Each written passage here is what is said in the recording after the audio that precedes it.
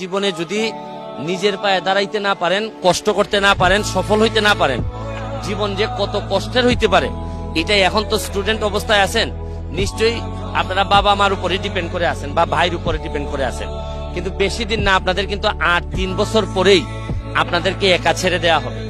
সুতরাং এর পরবর্তী জীবনটা যেন কষ্টের না হয়। এবং এখন তো বাবা মার সাথে থাকেন, মানুষ এখনো আপনার সাথে বেইমানি করা শুরু করে নাই।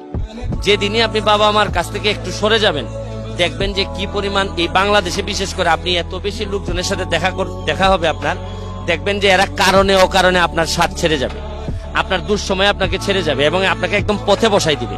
আর একটা কথা, লাস্ট কথা বলে যাই, ঘাম কখনো প্রতারণা করে না। যে জায়গায় পারেন ঘামের মধ্য দিয়ে যদি সফলতা অর্জন করতে পারেন, মনে রাখবেন আপনাকে দিয়ে কিন্তু ইতিহাস বদলানো সম্ভব।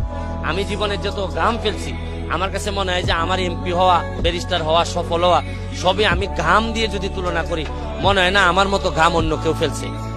যত লন্ডন থেকে শুরু করে বার করতে গিয়ে এই বিভিন্ন অড জব করা থেকে শুরু করে যে পরিমাণ ঘাম ফেলছি, এইটারই মূল্য আমি এখন পাচ্ছি। আমি কিন্তু ওভার ট্যালেন্ট কোনো ছেলে না, আমি একেবারে কষ্ট করে করে আসছি। অনেকে আছে সুপার ট্যালেন্টেড, ধরেন সচিন টেন্ডুলকার, সে কিন্তু আমার কাছে মনে হয় যে বাই বর্ণই সে ট্যালেন্টেড, কিন্তু আমার মধ্যে ছিল ওই রকম কোনো ট্যালেন্ট আমার মধ্যে ছিল না। আমি কষ্ট করে করেই এই জায়গা